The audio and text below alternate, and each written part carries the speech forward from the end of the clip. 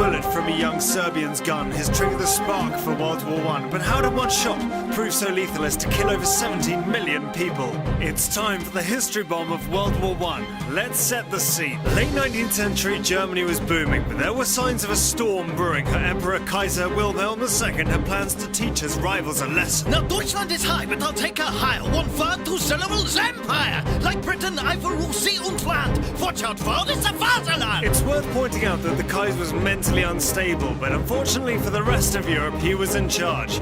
Germany's neighbors started to take Hey notice. Russia, have you heard this guy? I'm thinking of putting my army on standby. I know, Cousin Willie is giving me nausea, and now he signed an agreement with Austria. So tell her when we've got your back, we'll be here if the Kaiser attacks. It was against this backdrop that Gavrilo Princip, a young Serbian nationalist, shot dead Archduke Franz Ferdinand, the heir to the Austrian throne, setting off a terrible chain of events. Are you ready? Let's go! Austria and Germany attack into Serbia, who are allies with Russia, didn't mention that earlier. Russia get ready to advance, and that brings in their pals, France. Germany attack France as quick as they can, adopts an approach called the Schlieffen Plan. They go through Belgium, awful decision, as Belgium have friends, namely Great Britain. In come Italy. Now let's join the advance with the first British troops fighting in France. Get down, boys! We must take cover, or there'll be more machine gun fodder. Good Lord, those howitzer shells are big! Without delay, quick chaps, dig! By November 1914, 400 miles of barbed wire and mud stretched from the Alps to Belgium. Commonwealth soldiers arrived from Australia, Africa and India, but still more troops were needed. Men of Britain, there's much to do. Your time is now. Your country needs you. Sir, we've just had news from Gallipoli. Yes, against the Turk. A resounding victory. No, sir, 500,000 casualties and a telegram. Send help, Oh please. dear. Back in the trenches, there was more to fear as chemical weapons began to appear. Gas, elixir, fumbling, no mask. A damn cloth's better than nothing. Sir, I can't see the gas things and Come here, soldier, let's get you to a nurse.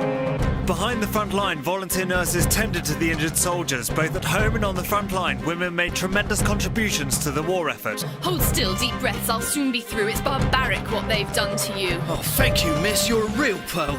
God, these trenches, no place for a girl. Neither are they fit for a man, but we're here to help the best we can. And who do you think manufactured your gun? Us girls will see this war is won. 1916 saw terrible losses on the Western Front. The Germans advanced to Verdun and the British went forward to the Somme, but neither battle proved decisive.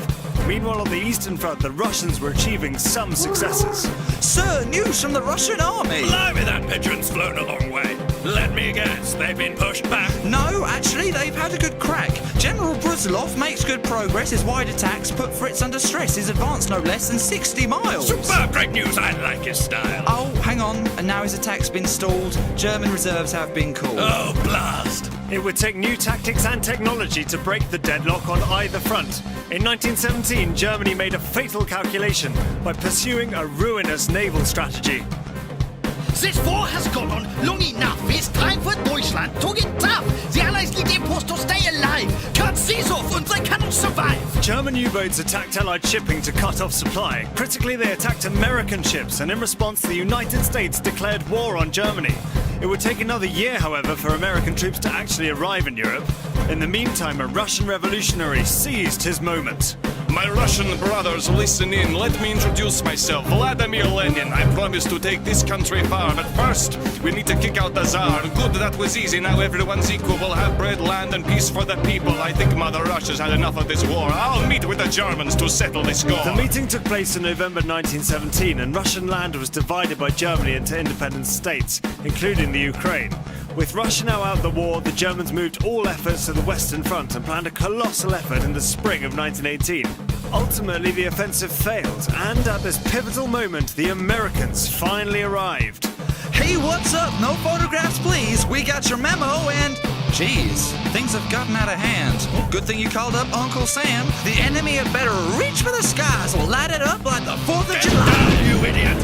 By May 1918, 200,000 American troops were arriving per month, and after withstanding the German offensive, new technology and tactics proved decisive for the Allies. Right, chaps. This is it. We have orders to make the hit. Keep behind the tanks and use the Lewis gun. A creeping barrage will shatter the HUD. Our planes will protect from the skies, then we'll hold the line until support arrives. Finally, the Allies got some traction, putting the Germans out of action. At 11 a.m. on the 11th of November, the guns fell silent upon German surrender. All in all, a tragic loss. Europe secured, but at what cost? A generation lost. We are forever in debt. 100 years hence, lest we forget.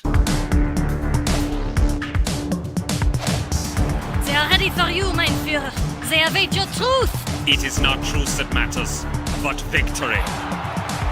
20 years after World War I, optimism would be undone. The fateful Treaty of Versailles was all too easily defied.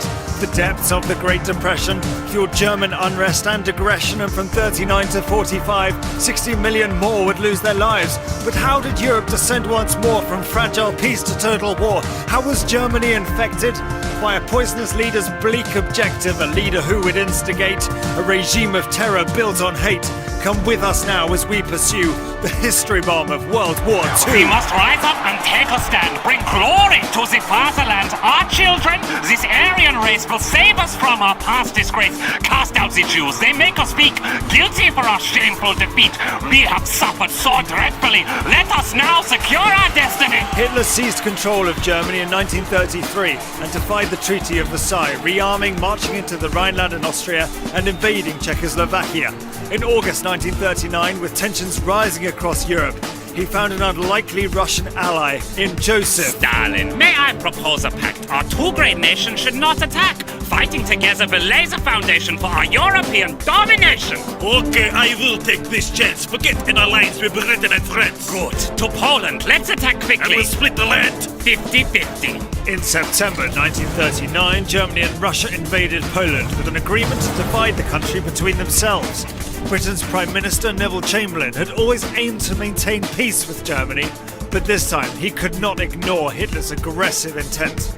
Now, with regards to the state of Poland, I can assure you it's all in hand. We must stay calm, I am quite sure. Knowing Herr Hitler, he'll soon withdraw. Sir, sorry to butt in. It's 11 o'clock. We haven't heard from Berlin. Good Lord, we can't hold back anymore. I have no choice. We are at war. As Britain and France prepared for war, German forces tore through Western Europe with a new form of highly intensive warfare known as blitzkrieg. They overran France with devastating speed, and by May 1940, the Allies were forced back to the English Channel. Now, I'd heard about Cherry's famous blitzkrieg, but I never thought they'd hit out with this speed. They've pushed us all the way back to the beaches. We dumped our kit and I'm down in my breeches. Well, we best keep going. I hope they got some boats. There's 300,000 Tommies to float. Do you ever think we'll return to this section? Well, who knows? Right now, there's only one direction. Against the odds, 300,000 Allied troops were evacuated at Dunkirk, but they left behind a lot of men and valuable equipment. With Western Europe overrun, Britain now stood alone, and in the summer of 1940, Hitler attempted a knockout blow to the Royal Air Force to pave the way for a full invasion of Britain. By Jove! They mean business, this Luftwaffe. I don't think we're far away from disaster. Yes, they're coming thick and fast, but our new Spitfires are up to the I task. do hope your eyes will fight at all costs. If the RAF fails, all hope will be lost. There's another squadron over the channel. Here we go. Don't amble, scramble. Hitler's plan to invade Britain was stopped in its tracks as the RAF held firm, much to the delight of Britain's new Prime Minister. Our finest hour. German bombers continued to pound British cities for months during the Blitz without a breakthrough. Eager for progress, Hitler looked east. Mein Führer, we've lost another bomber. I fear this blitz can't last much longer. Blast. In that case, we march east to Russia. Stalin's not going to like In this. June 1941, German forces advanced against Russian troops, who to this point had been on the same side.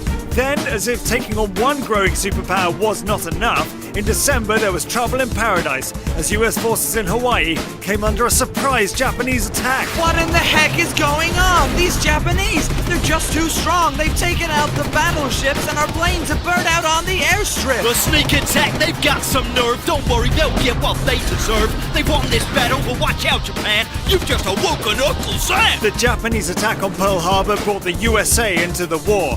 This would prove pivotal, and in June 1942, the US struck a decisive victory over the Japanese at the Battle of Midway.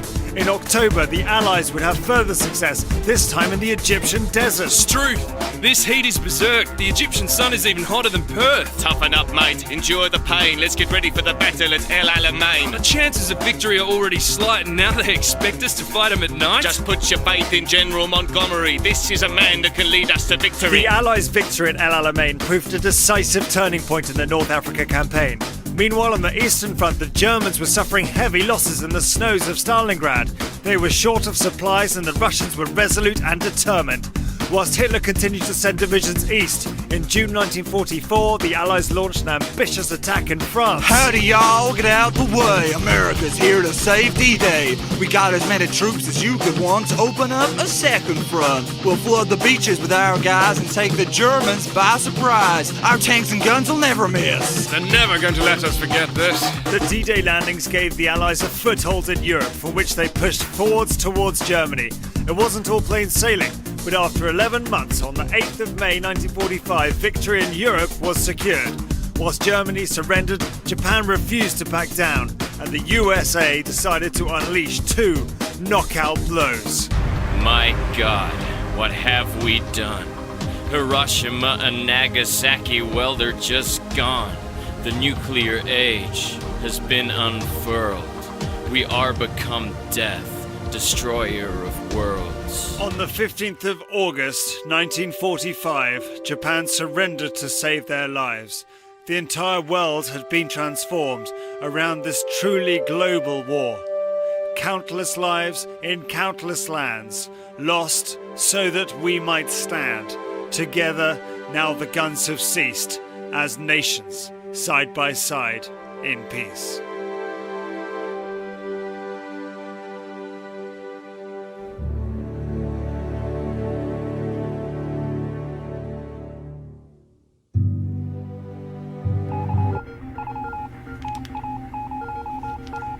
Sir, that's the 5th one today. The same identical message.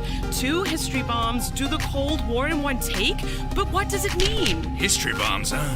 It's gotta be the Russians, that spy network. Maybe something to do with the Manhattan Project. I gotta take this to the president. Hey guys, I've got this.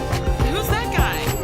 Pass me the mic, I'm coming through. So you thought there would be peace after World War II? How could you be so naive to believe that we've seen the worst of the 20th century? On one side, the communist USSR v capitalist USA. Hoorah! The tension's about to blow sky high at the Potsdam Conference 1945. We did it, Stalin. Chalked up a win, and we've each got a nice little piece of Berlin. My victory, Truman. Your troops arrived late, but at least I've seized the Baltic states. So you're gonna pull back? Time to take stock? What? Are you jealous of my Eastern Bloc? So you want Russian help to defeat Japan? Well, actually, I've got an explosive plan. The Potsdam Agreement split Germany and Austria into 4 occupied zones as an iron curtain fell across Europe. This was the only time Truman and Stalin met face to face. Just 1 week after the conference, Truman unleashed America's top secret nuclear weapons on Japan without informing Stalin, fueling mistrust between the former allies. This is George Kennan, reporting from Moscow, ma'am. Eyes only for Truman, a long telegram. It must be America's firm intention to contain Soviet global aggression. This is Novikov reporting from United States. Tell Stalin we must spend whatever it takes. The US are clearly laying foundations for total global domination. Kennan's long telegram influenced the Truman Doctrine and Marshall Plan, which provided aid to countries threatened by Soviet communism. The US sent aid to Turkey and Greece, but when they tried to introduce the Deutschmark in Germany, Stalin blockaded supplies to West Berlin. Cue the Berlin airlift. Look up, Stalin. You can block the roads, but the Brits are flying in with peaceful payloads. Good on you, mate. How about some credit for the US, Aussie, Kiwi and Canadian effort? We've been dropping 9,000 tons of supplies a day, mostly coal and potatoes, hardly gourmet. Now find me a runway. I need to hit the ground. You can head home, mate. Stalin's just back down. What? The Allies flew in vital supplies to West Berlin until Stalin backed down in May 1949. In the same year, the Western Allies formed NATO to counterweight Russia. But that winter, the balance of power was about to shift dramatically east. Comrade, welcome to the Soviet Union, and kudos on your communist revolution. And so a new era for China begins. I need good news to take back to Beijing. An alliance together if I may say so, would surely put it right at NATO. Let's renew the Sino-Soviet alliance. Agreed. Now, you like rocket science? Stalin and Mao renewed the Sino-Soviet alliance, presenting a seismic shift in geopolitics. What's more, the USSR secretly tested their first nuclear weapon.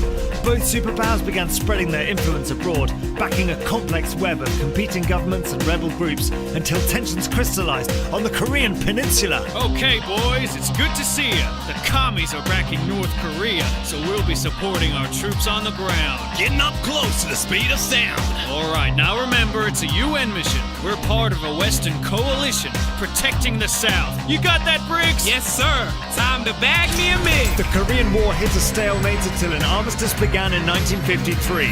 North and South Korea were split along the 38th parallel, a line that still divides the country today. Over the next decade, tensions escalated further and the conflict became truly global. Are you paying attention? Let's go. Stalin died and Truman lost power. In come Khrushchev and Eisenhower. The Warsaw Pact binds the Eastern Bloc, but the Russian and Chinese bond is rocked. In '56, the Hungarian uprising is smashed by the Russians. The world's realizing that these superpowers crush those who oppose. As the CIA ruthlessly hunts in the shadows, the space race makes for a dazzling sideshow. As Khrushchev cranks up the pressure from Moscow in the Berlin crisis, you've probably guessed, they put up a wall to split East and West. And just before you begin to relax, an island off Florida has just unpacked a lethal arsenal of Soviet nukes. The world holds its breath, and I'm gonna puke. My fellow Americans, there's a Soviet move out to put a boatload of nukes on the island of Cuba. It would appear that Moscow has fed us lies, and I will not stand idly by. Now I know what you're thinking, last year wasn't great. The Bay of Pigs was a big mistake, but after careful thought, the decisions be made. We'll stop Moscow ships with a naval blockade. For 13 days, the world held its breath as Washington and Moscow communicated via unreliable back channels. Despite some close calls, Khrushchev agreed to remove the weapons if Kennedy removed his own missiles from Turkey. Meanwhile, on the other side of the world, an ill-advised proxy war was growing out of control. Well, good morning, Vietnam. Lit by furious 5 napalm, scarred by a million brutal shells. A jungle paradise, turn to hell. And is this battle really ours? Where's the just within this cause? America, elephant scared by a mouse drawing lines in the sand when the tide is out. For 2 decades, the US fought a futile war against communist-backed North Vietnam until the US withdrawal. In 1972, President Nixon traveled to Beijing and Moscow, holding talks to limit the arms race during a period known as détente. However, in 1979, Cold War tensions would ratchet up once more. Sir, we just got word from Afghanistan, a communist coup! Sounds like a Soviet plan. Yes, sir! The Russians are sending advisors. Clearly, they're trying to undermine us. So let's support the other side. The Islamist fighters? Yeah, that sounds fine. Encourage them to fight a holy war with the Soviet Union. Well, if you're sure. The Soviet Union sent thousands of troops to support the Communist Party in Afghanistan, but they failed to defeat local Mujahideen fighters backed by the USA. In 1987, Gorbachev and Reagan signed a treaty to limit nuclear weapons as the Soviet economy began to fail. And in 1989, the eyes of the world turned to Berlin. We're sick of silence. We will not rest. Berlin has won, not East and West. If there's one thing of which I'm certain, it's time to end this iron curtain. We must destroy this brutal vision, this ugly symbol of division. East and West, join the call. Hey, Gorbachev, take down this wall. In 89, the wall came down, and Eastern Europe stood its ground with a sweeping wave of revolutions against their Soviet institutions. Finally, after 50 years of proxy wars and nuclear fears, the world began to heal the scars of countless battles near and far. And present day, fast forward the clock, we're still living with the aftershock. This global war for domination affected almost every nation. So don't assume this war was cold, that it didn't take a human toll. For the millions who died for their nation states, let us learn from their fate. Click here to